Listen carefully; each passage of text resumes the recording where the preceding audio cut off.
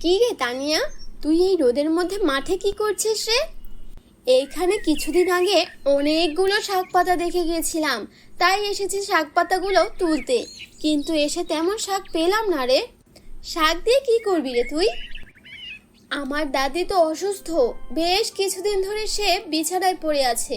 বিছানা থেকে কিছুতেই উঠতে পারছে না। আজকে দাদিকে জিজ্ঞেস করলাম কি খেতে ইচ্ছে করে, তখন দাদি বলল তার নাকি শাক খেতে ইচ্ছে করছে। এখানে আসলেই কোনো শাক নেই রে, তুই আমাদের বাসার পেছনে শাক পাবি। আয় আমার সাথে আয়, আমি তোকে সেখানে নিয়ে যাই। আচ্ছা ঠিক আছে, আমার অনেক উপকার হলো রে, চল যাই। তখন তানিয়া মালার সাথে তাদের বাড়ির পেছনে যায় আর অনেকগুলো শাক দেখতে পায়। তুই তো ঠিকই বলেছিস রে, এখানে ভালোই শাক দেখতে পাচ্ছি, আমি এখান থেকেই তুলে নিয়ে যাই। তখনই মালার মা আসে আর তানিয়াকে বলে, তানিয়া তুমি শাকগুলো কেন তুলে নিয়ে যাচ্ছ? আজকে আমি ভাবলাম শাকগুলো তুলে এনে রাঁধবো, আর তুমি এগুলো নিয়ে যাচ্ছ? মা, তুমি ওকে কিছু বলো না, ওর দাদি অনেক অসুস্থ, ওর দাদি শাক খেতে চেয়েছে, তাই আমি ওকে আমাদের এইদিকে নিয়ে এসেছি। ও আচ্ছা, অসুস্থ, তাহলে তুলো তুলো, এখান থেকে যত শাক মন চায় তুমি তুলে নিয়ে যাও তোমার দাদির জন্য। আর আমার ভুল হয়েছে, আমি তো জানতাম না, তুমি কিছু মনে করো না গো মা। আচ্ছা ঠিক আছে আন্টি, আমি কিছু মনে করিনি, আমি এখান থেকে শাক তুলে নিয়ে যাচ্ছি। তারপর তানিয়া শাক তুলে নিয়ে বাসায় চলে গেল। তখন তানিয়ার মা বলল, কি রে, শাক পেয়েছিস? হ্যাঁ মা, পেয়েছি, এখন তুমি রান্না বসিয়ে দাও।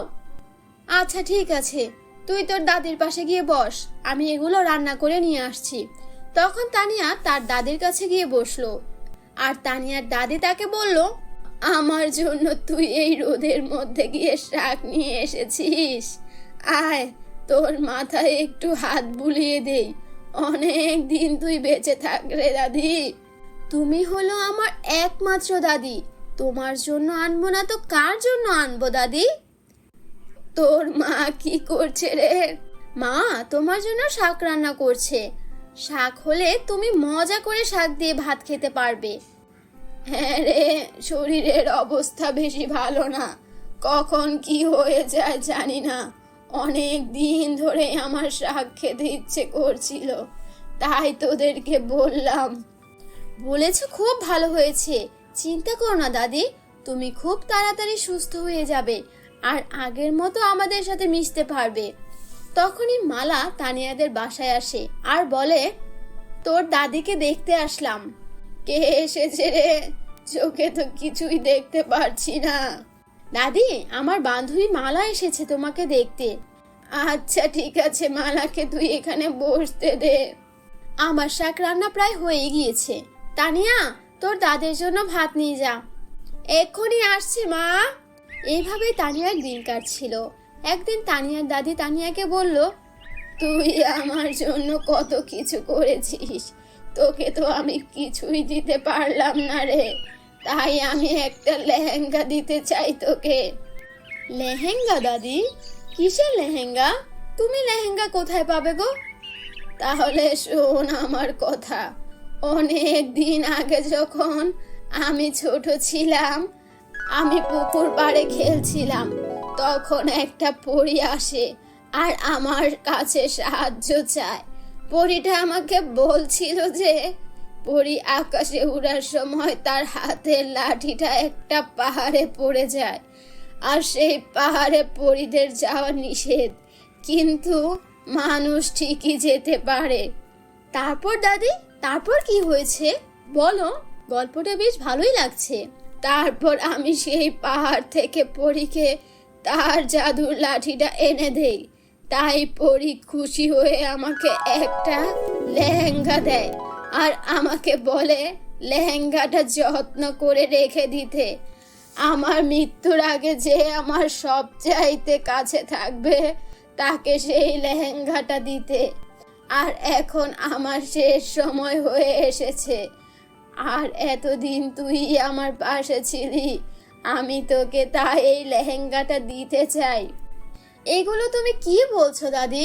তোমার শেষ সময় হয়ে যাচ্ছে মানে তুমি আমাদের রেখে কোথাও যাবে না? হ্যাঁ রে, যাব না, তুই আলমারিটা খুলে দেখ, একটা হলুদ রঙের লেহেঙ্গা আছে, সেটাই জাদুর লেহেঙ্গা। তখন তানিয়া আলমারি খুলে আর সে একটা হলুদ রঙের লেহেঙ্গা দেখতে পায়। হ্যাঁ দাদি, এখানে একটা হলুদ রঙের লেহেঙ্গা আছে, লেহেঙ্গাটা দেখতে অনেক সুন্দর। হ্যাঁ, এই লেহেঙ্গাটা আজ থেকে তোর। এই লেহেঙ্গা পরে তুই যখন যা চাবি তাই পেয়ে যাবি।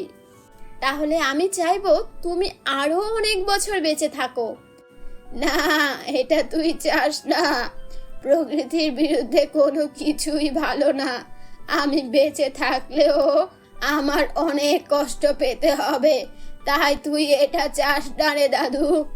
তানিয়া তখন কাঁদতে থাকে আর একটু পরই তানিয়ার দাদি মারা যায়। এইটা কি হয়ে গেল? তোর বাবাকে খবর দে, তোর দাদি আর দুনিয়াতে বেঁচে নেই রে।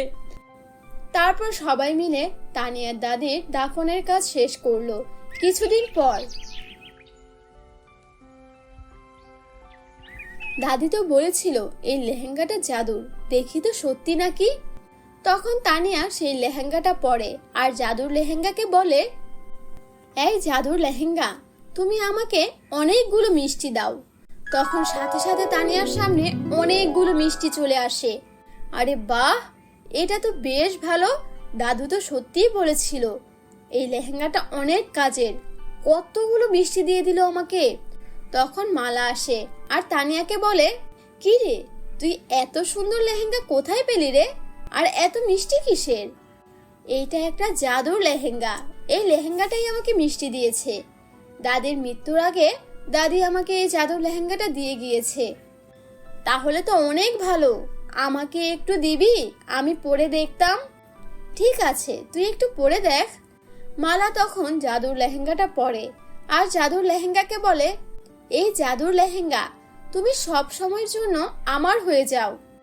এইটা তুমি কি বললে মালা? এটা তো আমার লেহেঙ্গা, কিন্তু এখন থেকে আমার। এই লেহেঙ্গাটা একমাত্র আমারই, বুঝতে পেরেছো?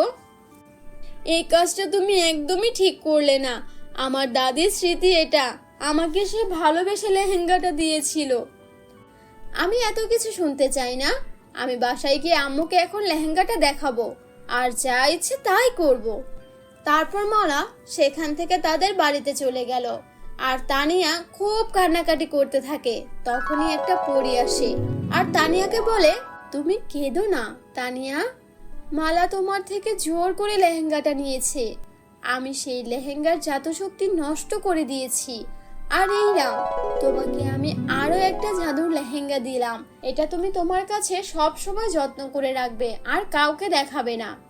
তখন তানিয়া অনেক খুশি হয়ে যায়। তোমাকে অনেক অনেক ধন্যবাদ পরী। অন্যদিকে মালা বাসায় গিয়ে তার মাকে সব কথা খুলে বলল আর লেহেঙ্গার কাছে খাবার চায়। তখনই খাবারের পরিবর্তে অনেকগুলো সাপ দিয়ে মালাদের ঘর ভরে যায়। আরে এটা কি হলো? এই লেহেঙ্গাটা এখনই শরীর থেকে খুলতে হবে। সাপ, সাপ, আমাকে বাঁচাও। কতগুলো সাপ এখানে এসেছে, কিন্তু কেউই তাদের সাহায্য করলো না। তখন মালা শরীর থেকে তাড়াতাড়ি করে লেহেঙ্গাটা খুলে ফেলে।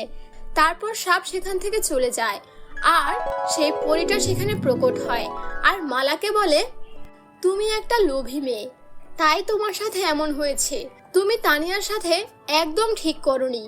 আমি সব কিছু দেখেছি আর সেই জাদুর লেহেঙ্গাটা আমি তানিয়ার দাদিকে দিয়েছিলাম আর তানিয়ার দাদি তানিয়াকে উপহার দিয়েছে। ভবিষ্যতে এরকম কাজ যদি করো তাহলে তোমরা তোমাদের জীবনও হারাতে পারো, তাই সাবধান থাকবে। লোভ কখনো ভালো কিছু বয়ে আনে না, এটা মাথায় সব সময় মনে রাখবে। এই বলে পরীটা সেখান থেকে চলে যায় আর মালা তার ভুল বুঝতে পারে। এরপর থেকে মালা কখনো এরকম কাজ করে না। বন্ধুরা, কেমন লাগলো তোমাদের আজকের এই গল্পটি যদি ভালো লেগে থাকে আমাদের চ্যানেলটিকে সাবস্ক্রাইব করে আমাদের পাশেই থেকো। আল্লাহ হাফেজ, দেখা হবে অন্য কোনো নতুন গল্প নিয়ে।